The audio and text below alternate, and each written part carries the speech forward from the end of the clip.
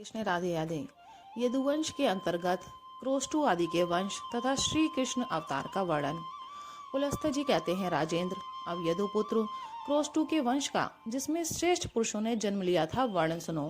क्रोष्टु के ही कुल में वृष्णि वंशावतंश भगवान श्री कृष्ण का अवतार हुआ है। क्रोष्टु के पुत्र महामना व्रजनीवान हुए। उनके पुत्र का नाम स्वाति था। स्वाति से ही कुशंकु का जन्म हुआ। कुशंकु से चित्ररथ उत्पन्न हुए, जो शशबिंदु नाम से विख्यात चक्रवर्ती राजा हुए। शशबिंदु के 10,000 पुत्र हुए। वे बुद्धिमान, सुंदर, प्रचुर, वैभवशाली और तेजस्वी थे।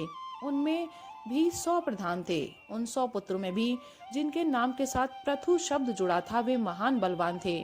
उनके पूरे नाम इस प्रकार हैं: प्रथुश्रवा, प्रथुयशा, प्रथुतेजा, प्रथुब्धव, प्रथुकीर्ति और प्रथुमति। पुराणों के ज्ञाता उरश उन सब में प्रथुश्रवा को श्रेष्ठ बतलाते हैं। प्रथुश्रवा से उष्णा नामक पुत्र हुआ, जो शत्रुओं को संताप देने वाला था। उष्णा का पुत्र शिनोयु हुआ, जो सज्जनों में श्रेष्ठ था। शुनेयु का पुत्र रुक्कम वच नाम से प्रसिद्ध हुआ। वह शत्रु सेना का विनाश करने वाला था। राजा रुमक वच ने एक बार अश्वमेध यज्ञ का आयोजन किया और उसमें दक्षिणा के रूप में सारी पृथ्वी ब्राह्मणों को दे दी। उसके रुक्मेशु, प्रथुरुक्म, ज्यामघ, परिघ और हरि, ये 5 पुत्र उत्पन्न हुए, जो महान बलवान और पराक्रमी थे। उनमें से परिघ और हरि को उनके पिता ने विदेह देश के राज्य पर स्थापित किया। रुक्मेशु राजा हुआ और प्रथुरुक्म उसके अधीन होकर रहने लगा। उन दोनों ने मिलकर अपने भाई ज्यामघ को घर से निकाल दिया। ज्यामघ रक्षवान पर्वत पर जाकर जंगली फल मूलों से जीवन निर्वाह करते हुए वहां रहने लगे। ज्यामघ की स्त्री शैब्या बड़ी सती साध्वी स्त्री थी। उससे विदर्भ नामक पुत्र हुआ। विदर्भ से 3 पुत्र हुए, कृत, कैशिक और लोमपाद। राजकुमार कृत और कैशिक बड़े विद्वान थे तथा लोमपाद परम धर्मात्मा थे। तत्पश्चात राजा विदर्भ ने और भी अनेकों पुत्र उत्पन्न किए, जो युद्ध कर्म में कुशल तथा शूरवीर थे। लोमपाद का पुत्र बभ्रू और बभ्रू का पुत्र हेति हुआ। कैशिक के चिदी नामक पुत्र हुआ, जिससे चैद राजाओं की उत्पत्ति बतलाई जाती है। विदर्भ का जो कृथ नामक पुत्र था, उससे कुंती का जन्म हुआ। कुंती से धृष्ट और धृष्ट से पृष्ठ की उत्पत्ति हुई। पृष्ठ प्रतापी राजा था। उसके पुत्र का नाम निवृत्ति था। वह परम धर्मात्मा और शत्रु वीरों का नाशक था। निवृत्ति के दारशाह नामक पुत्र हुआ, जिसका दूसरा नाम विदुरथ था। दारशाह का पुत्र भीम और भीम का जीमूत हुआ। जीमूत के पुत्र का नाम विकल था।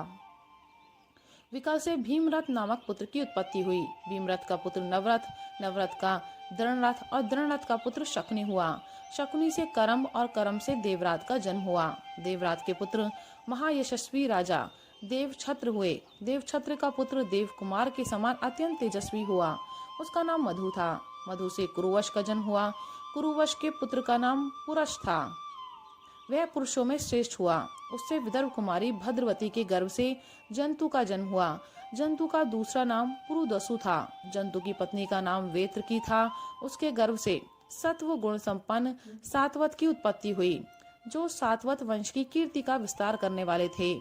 सत्व गुण संपन्न सातवत से उनकी रानी कौशल्या ने भजिन, भजमान, दिव्य राजा देवाव्रत, अंधक, महाभोज और वृष्णि नाम के पुत्रों को उत्पन्न किया। इनसे 4 वंशों का विस्तार हुआ। उनका वर्णन सुनो। भजमान की पत्नी संजय कुमारी सृजी के गर्भ से भाज नामक पुत्र की उत्पत्ति हुई। भाज से भाजकों का जन्म हुआ। भाज की 2 स्त्रियां थी। उन दोनों ने बहुत से पुत्र उत्पन्न किए। उनके नाम है विनय, करुण और वृष्णि। इनमें वृष्णि शत्रु के नगरों पर विजय पाने वाले थे। भाज और उनके पुत्र सभी भाजक नाम से प्रसिद्ध हुए, क्योंकि भजमान से इनकी उत्पत्ति हुई थी। देवाव्रत से बभ्रू नामक पुत्र का जन्म हुआ, जो सभी उत्तम गुणों से संपन्न था। पुराणों के ज्ञाता विद्वान पुरुष महात्मा देवाव्रत के गुणों का बखान करते हुए इस वंश के विषय में इस प्रकार अपना उद्गार प्रकट करते हैं। देवाव्रत देवताओं के समान है और बभ्रू समस्त मनुष्यों में श्रेष्ठ हैं। देवाव्रत और बभ्रू के उपदेश से 76,000 मनुष्य मोक्ष को प्राप्त हो चुके हैं। बभ्रू से भोज का जन्म हुआ, जो यज्ञ, ध्यान और तपस्या में धीर, ब्राह्मण भक्त, उत्तम व्रतों का दृढ़ता पूर्वक पालन करने वाले, रूपवान तथा महातेजस्वी थे। शरकांत की कन्या मृतकावती भोज की पत्नी हुई। उसने भोज से कुकुर, भजमान, समीक और बलबहिष ये 4 पुत्र उत्पन्न किए। कुकुर के पुत्र धृष्णु, धृष्णु की धृति, धृति के कपोत रोमा के नैमित्ति, नैमित्ति के सुसुत और सुसुत के पुत्र नरी हुए। नरी बड़े विद्वान थे। उनका दूसरा नाम चंद नोदक दुंदुभि बतलाया जाता है। उनसे अभिजीत और अभिजीत से पुनर्वसु नामक पुत्र उत्पन्न हुआ। शत्रु विजयी पुनर्वसु से 2 संतानें हुई, एक पुत्र और एक कन्या। पुत्र का नाम आहुक था और कन्या का नाम आहुकी। भोज वंश में कोई असत्यवादी, तेजहीन, यज्ञ न करने वाला, 1000 से कम दान करने वाला, अपवित्र और मूर्ख नहीं था। भोज से बढ़कर कोई हुआ ही नहीं। ये भोज वंश आहुक तक आकर समाप्त हो गया। आहुक ने अपनी बहन आहुकी का ब्याह अवंती देश में किया था। आहुकी की एक पुत्री भी थी जिसने 2 पुत्र उत्पन्न किए। उनके नाम है देवक और उग्रसेन। वे दोनों देव कुमारों के समान तेजस्वी हैं। देवक के 4 पुत्र हुए जो देवताओं के समान सुंदर और वीर हैं। उनके नाम है देववान, उपदेव, सुदेव और देवरक्षक। उनके 7 बहनें थीं जिनका ब्याह देवक ने वसुदेव जी के साथ कर दिया। उन 7 के नाम इस प्रकार हैं: देवकी, श्रुतदेवा, यशोदा, श्रुतिश्रवा, श्रीदेवा, उपदेवा और सुरूपा। उग्रसेन के 9 पुत्र हुए। उनमें कंस सबसे बड़ा था। शेष के नाम इस प्रकार हैं: न्यग्रोध, सुनामा, कंक, शंकु, सुभु, राष्ट्रपाल, बद्धमुष्टि और सुमुष्टिक। उनके 5 बहनें थीं: कंसा, कंसवती, सुरभि, राष्ट्रपाली और कंका। ये सब की सब बड़ी सुंदरी थी। इस प्रकार संतानों सहित उग्रसेन तक कुकुर वंश का वर्णन किया गया है। भोज के दूसरे पुत्र भजमान के विदुरथ हुआ। वह रथियों में प्रधान था। उसके 2 पुत्र हुए, राजाधिदेव और शूर। राजाधिदेव के भी 2 पुत्र हुए, श्रवणाश्व और श्वेतवाहन। वे दोनों वीर पुरुषों के सम्मानीय और क्षत्रिय धर्म का पालन करने वाले थे। श्रवणाश्व के 5 पुत्र हुए। वे सभी शूरवीर और युद्ध कर्म में कुशल थे। उनके नाम इस प्रकार हैं: शमी, गदचर्मा, निमूर्त, चक्रचित और शुचि। शमी के पुत्र प्रतिक्षण, प्रतिक्षण के भोज और भोज के हृदय हुए। हृदय के 10 पुत्र हुए जो भयानक पराक्रम दिखाने वाले थे। उनमें कृतवर्मा सबसे बड़ा था। उससे छोटों के नाम शतधनवा, देवाहर, सुभानु, भीषण, महाबल, अजात, विजात, कारक और करम्बक हैं। देवाहर का पुत्र कंबल बहिर्ष हुआ। वह विद्वान पुरुष था। उसके 2 पुत्र हुए, समौजा और असमौजा। अजात के पुत्र से भी समौजा नाम के 2 पुत्र उत्पन्न हुए। समौजा के 3 पुत्र हुए जो परम धार्मिक और पराक्रमी थे। उनके नाम है सुदर्श, सुरांश और कृष्ण। सातवत के कनिष्ठ पुत्र वृष्णि के वंश में अनुमित्र नाम के प्रसिद्ध राजा हो गए हैं। वे अपने पिता के कनिष्ठ पुत्र थे। उनसे शिनी नामक पुत्र उत्पन्न हुआ। अनुमित्र से वृषणवीर युधाजित का भी जन्म हुआ। उनके सिवा 2 वीर पुत्र और हुए जो ऋषभ और छत्र के नाम से विख्यात हुए। उनमें से ऋषभ ने काशीराज की पुत्री को पत्नी के रूप में ग्रहण किया। उससे जयंत की उत्पत्ति हुई। जयंत ने जयंती नाम की सुंदरी भार्या के साथ विवाह किया। उसके गर्भ से एक सुंदर पुत्र उत्पन्न हुआ जो सदा यज्ञ करने वाला, अत्यंत धैर्यवान, शास्त्रज्ञ और अतिथियों का प्रेमी था। उसका नाम अक्रूर था। अक्रूर यज्ञ की दीक्षा ग्रहण करने वाले और बहुत सी दक्षिणा देने वाले थे।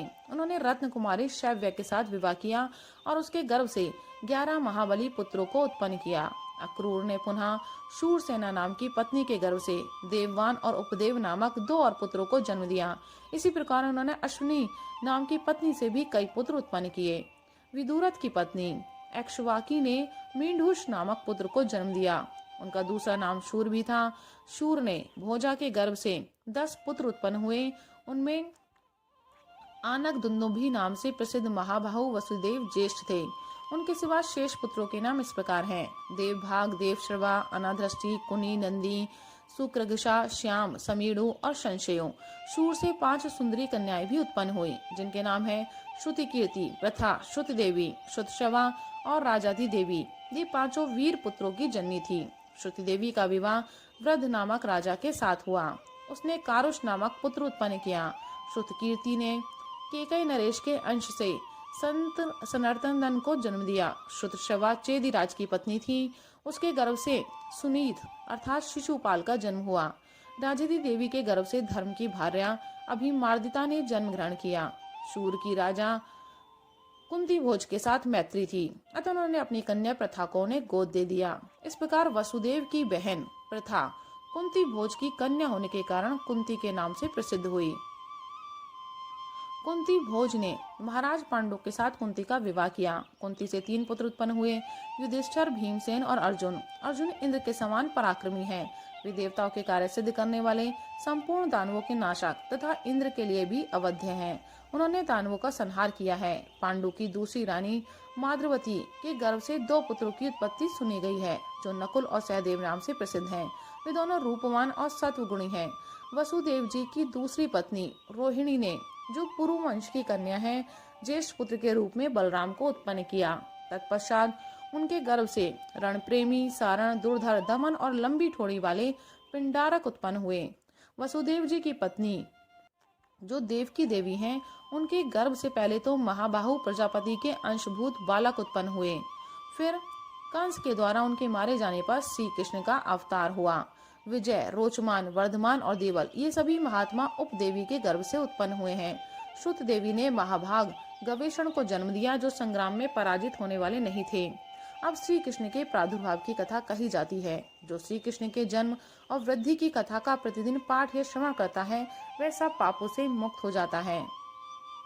पूर्व काल में जो प्रजाओं के स्वामी थे, वे ही महादेव श्री कृष्ण लीला के लिए इस समय मनुष्यों में अवतीर्ण हुए हैं। पूर्व जन्म में देवकी और वसुदेव जी ने तपस्या की थी। उसी के प्रभाव से वसुदेव जी के द्वारा देवकी के गर्भ से भगवान का प्रादुर्भाव हुआ। उस समय उनके नेत्र कमल के समान शोभा पा रहे थे। उनके 4 भुजाएं थीं। उनका दिव्य रूप मनुष्यों का मन मोहने वाला था। श्रीवत्स से चिन्हित एवं शंख चक्र आदि लक्षणों से युक्त भगवान के दिव्य विग्रह को देखकर वसुदेव जी बोले, प्रभु, इस रूप को छिपा लीजिए। मैं कंस से डरा हुआ हूँ, इसलिए ऐसा कहता हूँ। उसने मेरे 6 पुत्रों को, जो देखने में बहुत ही सुंदर थे, मार डाला है। वसुदेव जी की बात सुनकर भगवान ने अपने दिव्य रूप को छिपा लिया। फिर भगवान की आज्ञा लेकर वसुदेव जी उन्हें नंद के घर ले गए और नंद गोप को देकर बोले, आप इस बालक की रक्षा करें, क्योंकि इससे संपूर्ण यादवों का कल्याण होगा। देवकी का यह बालक जब तक कंस का वध नहीं करेगा, तब तक इस पृथ्वी पर भार बढ़ाने वाले अमंगलमय उपद्रव होते रहेंगे। भूतल पर जितने दुष्ट राजा हैं, उन सबका ये संहार करेगा। ये बालक साक्षात भगवान है। ये भगवान कौरव पांडवों के युद्ध में संपूर्ण क्षत्रियों के एकत्रित होने पर अर्जुन के सारथी का काम करेंगे और पृथ्वी को क्षत्रिय हीन करके उसका उपभोग एवं पालन करेंगे और अंत में समस्त यदुवंश को देवलोक में पहुंचाएंगे। भीष्म ने पूछा, ब्राह्मण, ये वसुदेव कौन थे? यशस्विनी देव की देवी कौन थी? तथा ये नंदगोप और उनकी पत्नी महाव्रता यशोदा कौन थी, जिसने बालक रूप में भगवान को जन्म दिया और जिसने उनका पालन पोषण किया? उन दोनों स्त्रियों का परिचय दीजिए। पुलस्त्य जी बोले, राजन, पुरुष वसुदेव जी कश्यप हैं और उनकी प्रिय देवकी अदिति कही गई हैं। कश्यप ब्रह्मा जी के अंश है और अदिति पृथ्वी का। इस प्रकार द्रोण नामक वसु ही नंद गोप के नाम से विख्यात हुए हैं तथा उनकी पत्नी धरा यशोदा है। देवी देवकी ने पूर्व जन्म में अजन्मा परमेश्वर से जो कामना की थी, उसकी वह कामना महाबाहु श्री कृष्ण ने पूर्ण कर दी। यज्ञ अनुष्ठान बंद हो गया था, धर्म का उच्छेद हो रहा था। ऐसी अवस्था में धर्म की स्थापना और पापी असुरों का संहार करने के लिए भगवान श्री विष्णु वृष्णि कुल में प्रकट हुए हैं। रुक्मणी, सत्यभामा, नग्नजीत की पुत्री सत्या, सुमित्रा, शैव्या, गांधार राजकुमारी लक्ष्मणा, सुभीमा, मद्र राजकुमारी कौसल्या और वृजा आदि 16,000 देवियां श्री कृष्ण की पत्नियां हैं। रुक्मणी ने 10 पुत्र उत्पन्न किए। वे सभी युद्ध कर्म में कुशल हैं। उनके नाम इस प्रकार हैं: महाबली, प्रद्युम्न, रणशूर, चारुदेष्ण, सुचारु, चारुभद्र, सदश्व, ह्रस्व, चारुगुप्त, चारुभद्र, चारुक और चारुहास। इनमें प्रद्युम्न सबसे बड़े और चारुहास सबसे छोटे हैं। रुक्मणी ने एक कन्या को भी जन्म दिया, जिसका नाम चारुमती है। सत्यभामा से भानु, भीमरथ, क्षण, रोहित, दीप्तिमान, ताम्रबंध और जलंधम, ये 7 पुत्र उत्पन्न हुए। इन 7 की एक छोटी बहन भी है। जामवती के पुत्र साम हुए, जो बड़े ही सुंदर हैं। ये सौर शास्त्र के प्रणेता तथा प्रतिमा एवं मंदिर के निर्माता हैं। मित्रविंदा ने सुमित्र, चारुमित्र और मित्रविंद को जन्म दिया। मित्रबाहु और सुनीत आदि सत्या के पुत्र हैं। इस प्रकार श्री कृष्ण के हजारों पुत्र हुए। प्रद्युम्न के विदुर कुमारी रुक्मवती के गर्भ से अनिरुद्ध नामक परम बुद्धिमान पुत्र उत्पन्न हुआ। अनिरुद्ध संग्राम में उत्साह पूर्वक युद्ध करने वाले वीर हैं। अनिरुद्ध से मृगकेतन का जन्म हुआ। राजा सुपार्श की पुत्री काम्या ने साम से तरस्वी नामक पुत्र प्राप्त किया। प्रमुख वीर एवं महात्मा यादवों की संख्या 3,60,00,000 के लगभग है। वे सभी अत्यंत पराक्रमी और महाबली हैं। उन सबकी देवताओं के अंश से उत्पत्ति हुई है।